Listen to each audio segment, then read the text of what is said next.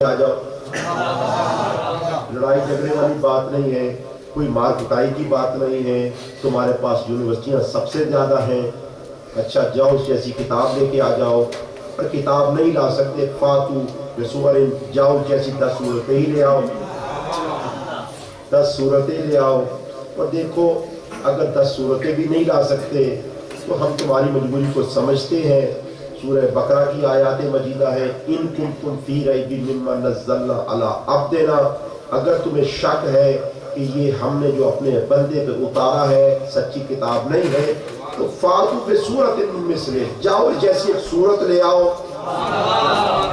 کتاب کی بات نہیں ہے, 10 سورتوں کی بات نہیں ہے, جاؤ جیسی سورت لے آؤ. تو قرآن کہتا ہے کہ ہمیں پتہ ہے وَدُّوا شُهَدَاءَكُمْ, جو تمہارے ساتھی ہیں, جو تمہارے ہیلپر ہیں, جہاں سے تمہیں ڈونیشن ملتی ہے, جاؤ تم سب کو بات بلا لو, جنوں میں سے بھی بلا لو, انسانوں میں سے بھی بلا لو. وَلَن تَفْعَلُوا فَلَن تَفْعَلُوا, اور دیکھو تمہیں بات بتائے دیتے ہیں, غیب کی خبر دیے دیتے ہیں کہ تم اس جیسا نہیں لا سکتے اور نہیں لا سکتے. اب سوال یہ ہے کہ شیطان بزرگ جو اسلام دشمنی میں $1,000,000 خرچ کرتا ہے, بلکہ یہ تو ایک معمولی سی بات ہے, جہاں تک کر سکتا ہے کرتا ہے, تو یہ کیوں نہیں کوشش کرتا کہ اس جیسی ایک صورت لے آئے تاکہ قرآن سچا ثابت نہ ہو, نعوذ باللہ, اور دین ختم ہو جائے. دیکھو آپ کو عرض کرنا چاہتا ہوں, آپ نے جھوٹی حدیث سنی ہوگی, پیغمبر نے فرمایا تھا میری زندگی میں جھوٹ بولا جا رہا ہے. کبھی زندگی میں کبھی جھوٹی آیت بھی سنی ہے؟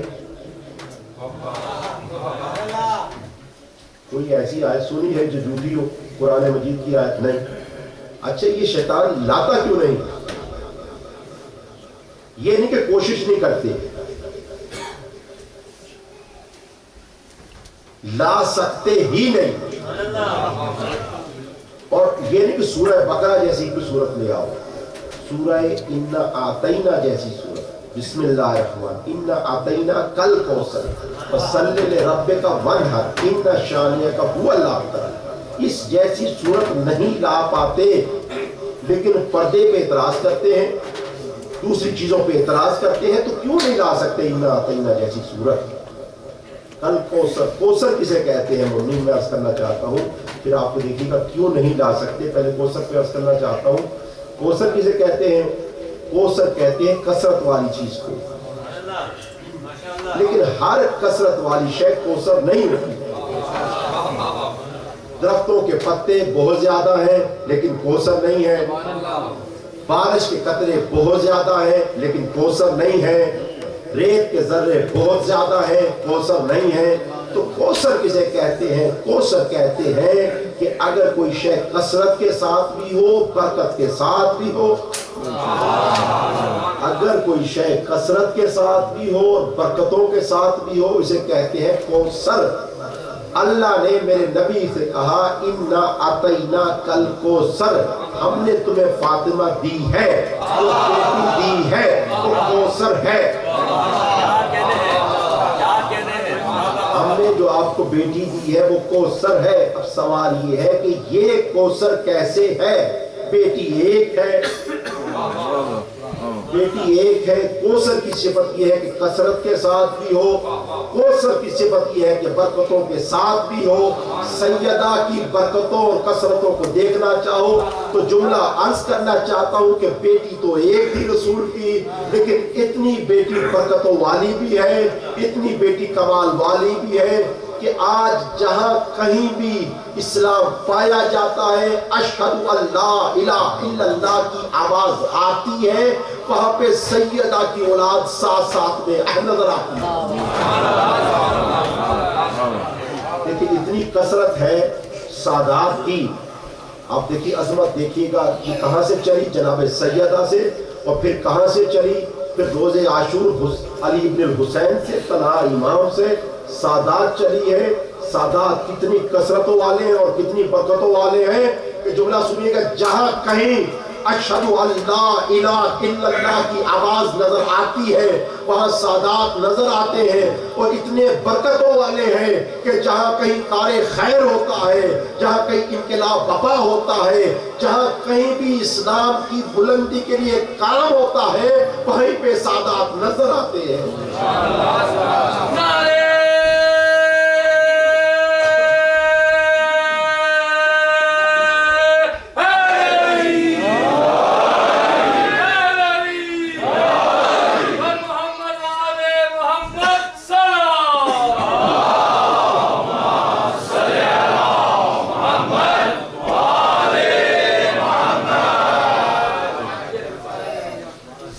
کثرت کے ساتھ بھی ہیں، برکتوں کے ساتھ بھی ہیں۔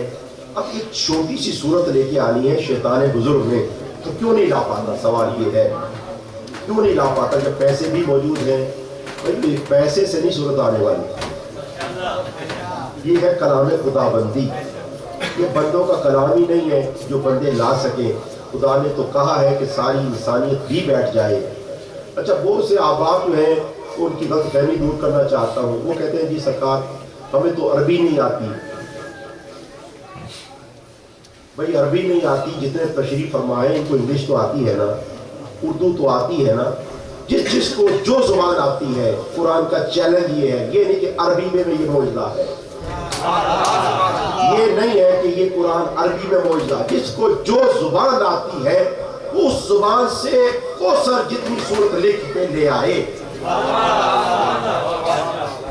معجزہ قرآن کا یہ دیکھیے، جس کو جو زبان آتی ہے، سندھی آتی ہے، انگلش آتی ہے، اردو آتی ہے، فرینچ آتی ہے، جس کو جو بھی زبان آتی ہے، اللہ زبانوں کا محتاج نہیں ہے چیلنج کرنے میں۔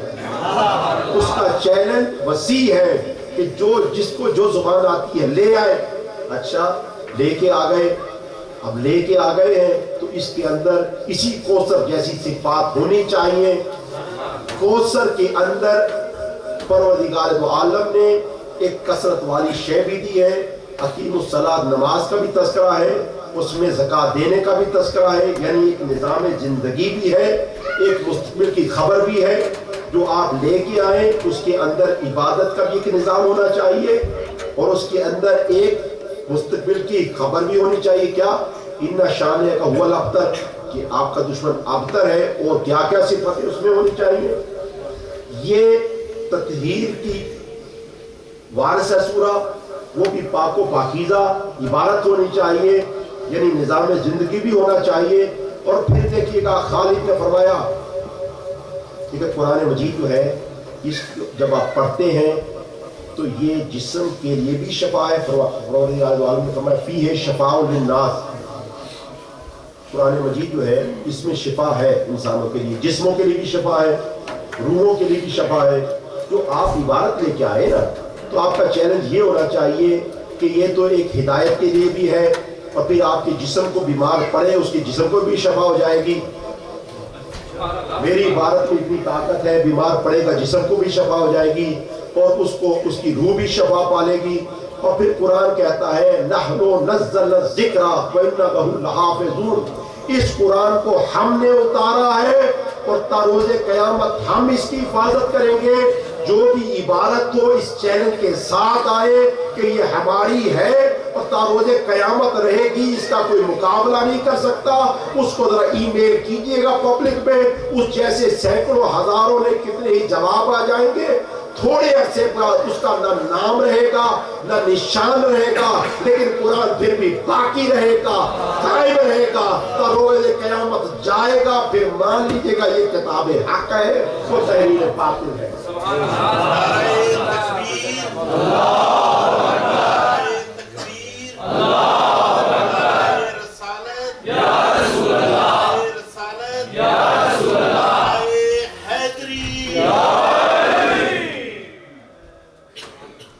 تو کسی بھی زبان میں آپ چاہیں آپ قرآن مجید کو اس کا جواب لا سکتے ہیں، ضروری نہیں ہے، لیکن انہی دعووں کے ساتھ، انہی صفات کے ساتھ جو قرآن کی ہے۔ ایک صفت ضرور یاد رکھیے کہ اللہ نے کہا یہ تروز قیامت تک جائے گا اور اس میں کوئی تبدیلی نہیں کر سکتے۔ تو آپ اردو میں لکھیے عبارت، لیکن یہ چیلنج ہو کہ اس میں کوئی تبدیلی نہیں کر سکتے، اور پھر یہ بھی چیلنج ہو کہ یہ قیامت تک جائے۔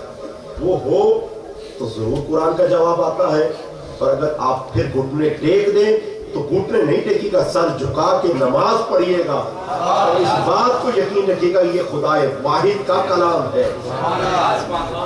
امام حسین نے فرمایا مجھے نماز سے عشق ہے، اور آپ نے فرمایا مجھے کتاب خدا سے عشق ہے، میں اس کی تلاوت کرنا چاہتا ہوں۔ فرمایا وہ دعا، اور میں شب عاشور گزارنا چاہتا ہوں دعا کے ساتھ۔ دعا کی بڑی اہمیت ہے، مومن دعاؤں میں جو طریقہ حسین ابن علی نے سکھایا ہے وہی سیکھیے۔ دعائے عرفہ پڑھ کے دیکھیے، توحید کا مظہر ہے یہ دعا۔ حسین نے ایک سجدہ روز عاشور کیا، ایک روز عرفہ کیا، دعا دیکھیے گا روز عرفہ کی۔ فرمایا الہی من وجد من فقد، ما فقد ما وجد، پروردگار جس نے تجھے پایا اس نے کھویا کیا، جس نے تجھے پایا اس نے کھویا کیا، اور اگر جس نے تجھے کھو لیا اس نے پایا کیا۔ کوشش یہ کیجئے کہ انسان ہر کام میں خدا کو یاد رکھے۔ یہ واہ واہ بھی پائی تو کیا پائی، یہ سبحان اللہ بھی پائی تو کیا پائی، یہ کچھ بھی اس کی ویلیو نہیں ہے۔ اگر جس نے خدا پایا سب کچھ پایا۔ مومن اس معاشرے میں جہاں آپ یعنی آپ پروان چڑھ رہے ہیں یا موجود ہیں یا تشریف فرما ہیں یا آپ کے بچے بڑے ہو رہے ہیں، اس میں جو انسان کا ہدف ہے دو چیزیں ہیں، کل دو چیزوں کے ہدف ہے، پورا نظام اسی پہ چل رہا ہے۔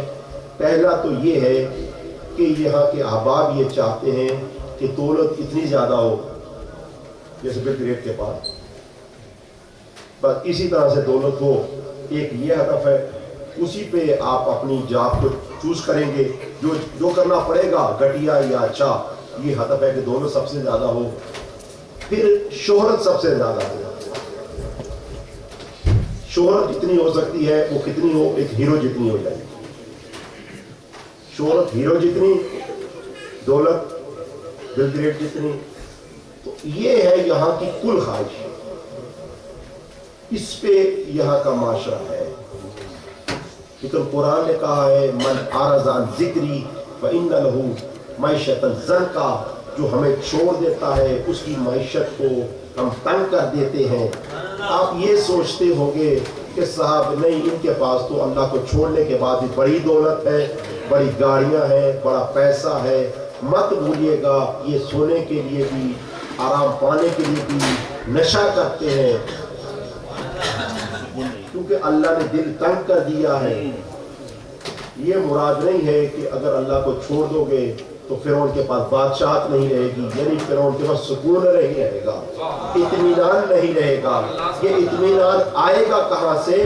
اقیم الصلاۃ لذکری، نماز پر میرا ذکر ہے، نماز ذکر ہے۔ اور فرمایا ذکر کیا ہے؟ الا بذکر اللہ تطمئن القلوب، دیکھو اللہ کے ذکر سے ہی دلوں کو اطمینان ملتا ہے۔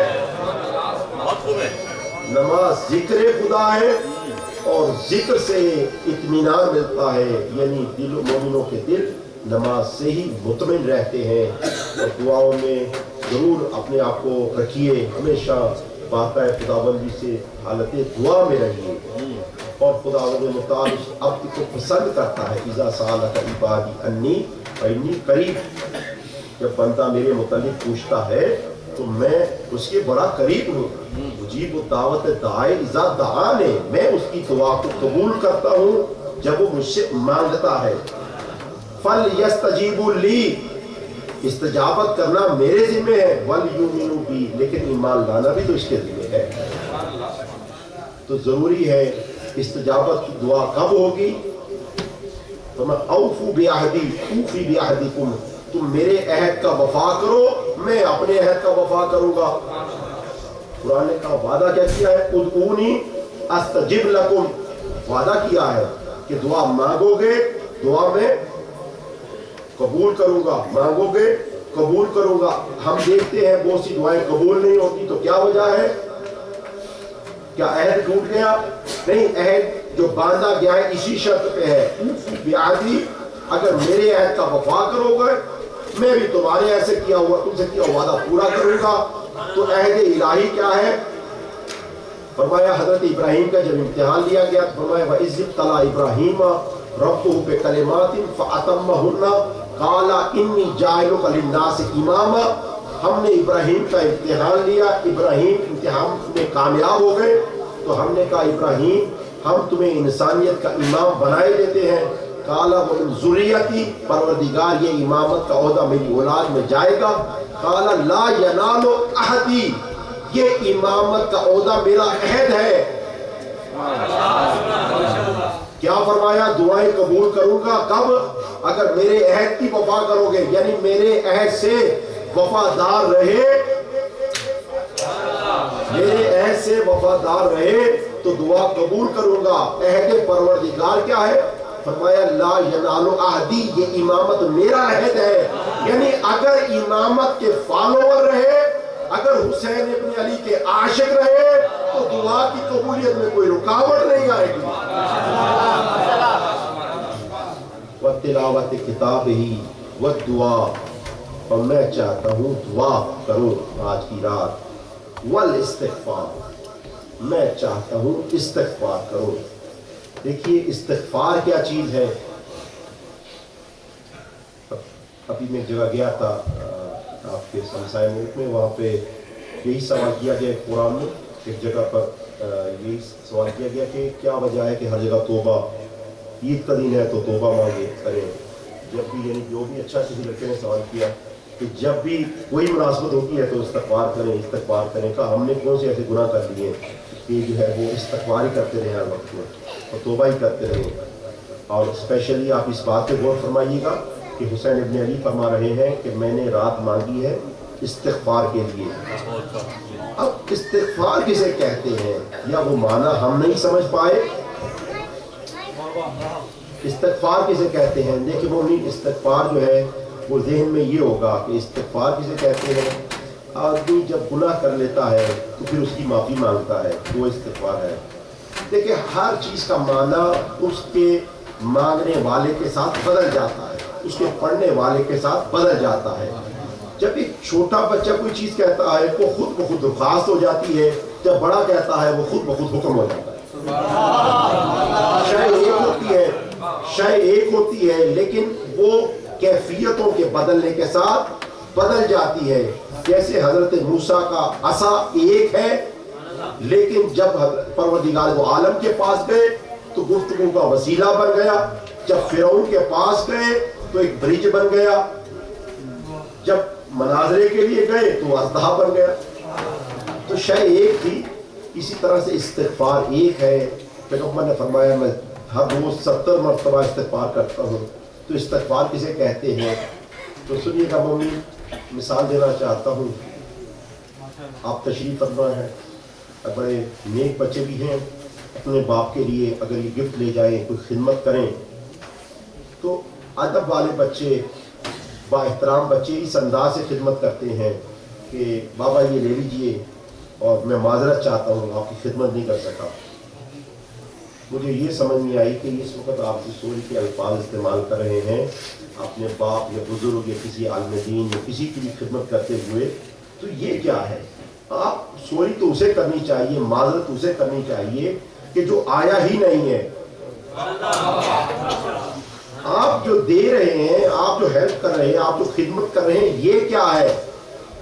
اس کی جو سوری ہے، استغفار ہے، وہ نہ آنے پہ ہے۔ آپ کا استغفار کیسا ہے؟ آپ کا یہ ہے کہ بابا آپ کا جو مقام بلند ہے، میں جتنی بھی میں نے آپ کی خدمت کی میں ویسا نہیں کر سکا۔ حسین ابن علی شب عاشور، مومنوں میں جملے کی قدر کیجئے گا، شب عاشور استغفار کرتے رہے۔ کس بات پہ؟ استغفار اس بات پہ کرتے رہے کہ پروردگار تیرا جو مقام بلند ہے۔ حسین ابن علی ساری قربانیاں دینے کے بعد بھی وہ حق ادا نہیں کر سکا۔ عباس میں نے دے دیے، اکبر میں نے دے دیے، قاسم میں نے دے دیے، اولو محمد میں نے دے دیے، علی اصغر میں نے دے دیا، لیکن تیرا حق ادا نہ ہوا، تیرا حق ادا نہ ہوا۔ جان دی दी हुई उसी की थी। हक तो ये है कि हक अदा न हुआ। ये तसव्वुर दिल में हो कि हक तो ये है कि हक अदा न हुआ, इसे कहते हैं इस्तिग़फ़ार। ये कहते थे रसूल खुदा कि परवरदिगार तेरी बंदगी तो कर रहा हूं, लेकिन जो तेरी शान है वो अदा नहीं हो सकती, हम तेरे मकाम तक नहीं पहुंच सकते। अपनी बातों को खुलासा करना चाहता हूं, यहाँ पर रुक के आपने मुसलसल गुफ्तगू सुनी, समाअत की। मैंने कोशिश की कि जो इमाम हुसैन इब्न अली का पैगाम है वो आप तक पहुँचाऊँ। बेशक इंसान होने के नाते बहुत ज़्यादा ख़ता हुई, लेकिन कोशिश ये की कि आपको पैगाम ज़रूर दूँ। और आखिर में यही बताना चाहता हूँ कि वो अल्फाज जिनसे कंक्लूजन किया जाए अपनी गुफ्तगू का, वो क्या है? हुसैन इब्न अली ये चाहते थे कि ये इंसान जो दुनिया परस्ती की तरफ जा सकता है, ख्वाहिशात दुनिया की तरफ जा सकता है, इसको एक मतलब झंझोड़े, इसको बेदार करे और राह हक की तरफ लेके आए। माशाअल्लाह, ये हदफ हुसैन इब्न अली का है कि ये इंसान हरकत में आए, ये अहबाब हरकत में आए। आप देखिए जगह जगह पे आप देखिए लड़ाई हो रही होती है, इनको गुस्सा आ गया, उनको गुस्सा आ गया। वजह क्या है? एक ही वजह है, वो अहबाब हरकत में नहीं होते। और स्मेल जहां भी आती है उसकी वजह ये है कि वो उस जगह पे पानी रुका हुआ होता है। आप देखिए नहर के किनारे वो तालाब जहां पर पानी रुक जाता है वो चोर बन जाते हैं, वहां पर सांप बिच्छू आ जाते हैं। लेकिन वो पानी जो चलता रहता है, जो हरकत में रहता है, वो पाको पाकीज़ा रहता है, वो शिफा उसके अंदर रहती है। जो अहबाब रुक जाते हैं वो एक सांप बिच्छू की तरह बन जाते हैं। अपने वजूद को हरकत में लाइए, हरकत में लाइए। जिस तरह से खिदमत में अर्ज करना चाहता हूँ कि ये इंसान हमारा हकीर बदन 100 साल भी इंसान खुदा जिंदगी दे तो एक दिन भी स्मेल नहीं आती, एक दिन भी स्मेल नहीं आती। लेकिन एक दिन अगर ये खून रुक जाए, एक दिन भी रुक जाए, स्मेल आ जाती है।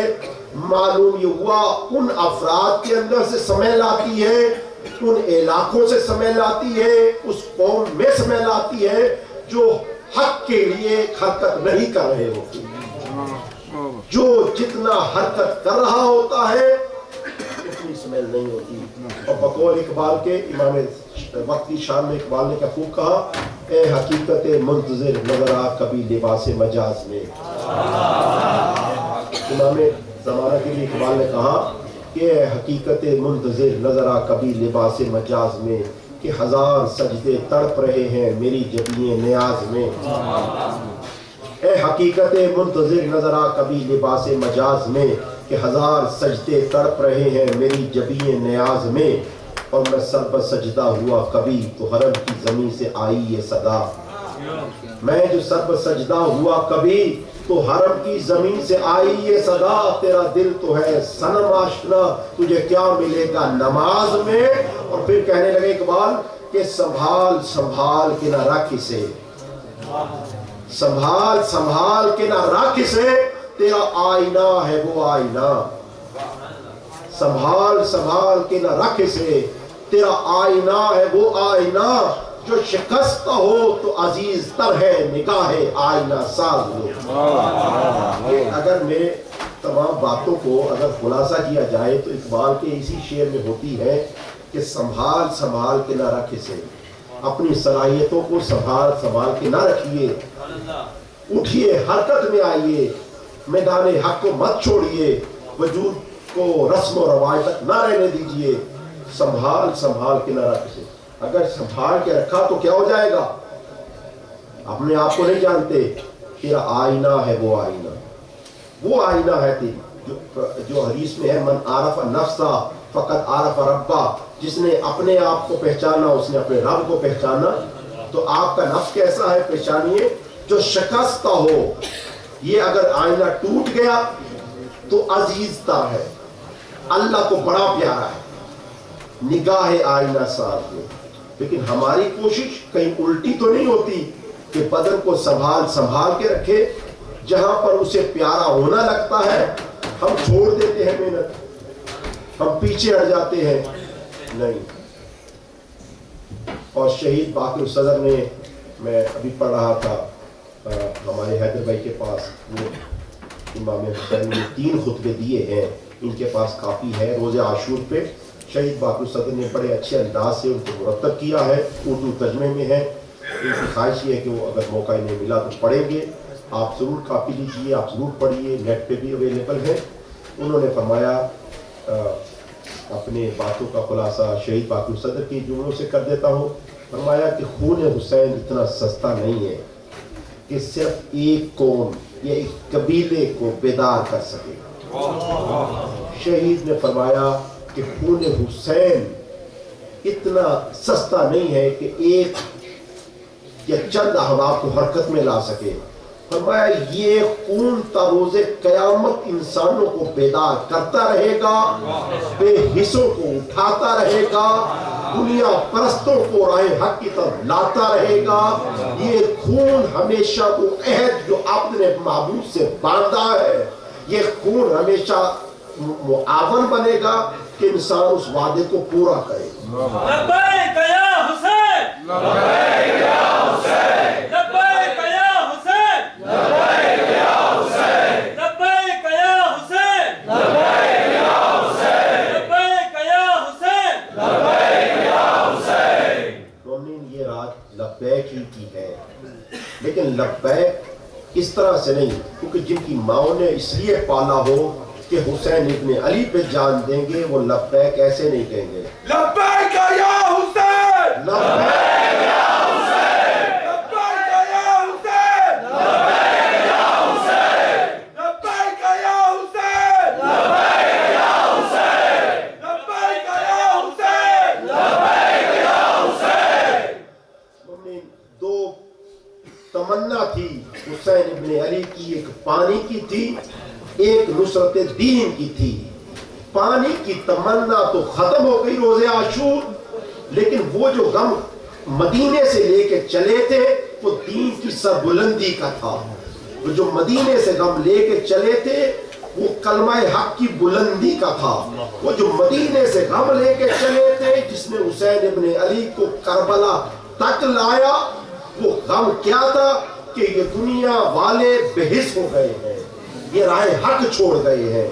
تو اس لیے ہمیں دونوں غموں کو سمجھنا چاہیے, ایک روز عاشور کے غم کو, لیکن اس سے پہلے وہ جو دل میں غم ہے, جو لب ہے اس غم کی, اس کو بھی سمجھنا چاہیے. ایسا نہیں ہے کہ مومن تہ میں نہ جائے, گہرائی میں نہ جائے. جو حسین ابن علی کے دل کو پڑھیے. شہید باقر الصدر نے فرمایا یہ روز قیامت لوگوں کو بیدار کرتی رہے گی, یہی خون. اور اقبال نے کیا خوب کہا کہ اے قوم پھر وہی تباہی کا ہے زمانہ, اے قوم پھر وہی تباہی کا ہے زمانہ, اسلام ہے پھر تیر حوادث کا نشانہ. اے قوم پھر وہی تباہی کا ہے زمانہ, اسلام ہے پھر تیر حوادث کا نشانہ. کیوں چپ ہو پھر چھیڑ اسی طرح سے ترانہ, کیوں چپ ہو کیسا ترانہ, جیسا حبیب ابن مظاہر نے پڑھا تھا, جیسا حر ابن یزید ریاحی نے پڑھا تھا, جیسا وہاب قلبی نے پڑھا تھا, جیسا عباس علمدار ابن علی نے پڑھا تھا, جیسا علی اکبر نے پڑھا تھا, جیسا زین العابدین نے پڑھا تھا, جیسا کربلا کے میدان میں حسین ابن علی نے پڑھا تھا, ویسا ترانہ, ویسی لبیک کہیے. کہا اے قوم پھر وہی تباہی کا ہے زمانہ, اسلام ہے پھر تیر حوادث کا نشانہ. کیوں چپ ہو پھر چھیڑ اسی طرح سے ترانہ, تاریخ میں رہ جائے گا صرف مردوں کا فسانہ. یہ دنیا پرست, یہ دنیا کے شیدائی, یہ دنیا کے عاشق, یہ مالدار, یہ دولت اکٹھے کرنے والے, اپنی جوانی کو فقط دنیا کے لیے ختم کرنے والے, ان کا تذکرہ رہے گا لیکن یہ دنیا کے چند دن رہیں گے, لیکن تاریخ میں رہ جائے گا صرف مردوں کا فسانہ. مرد وہ جو حسین ابن علی, وہ جو حسین کے سپاہی, تاریخ میں رہ جائے گا صرف مردوں کا فسانہ. مٹتے ہوئے اسلام کا پھر نام لازم ہے ہر شخص حسین ابن علی ہو.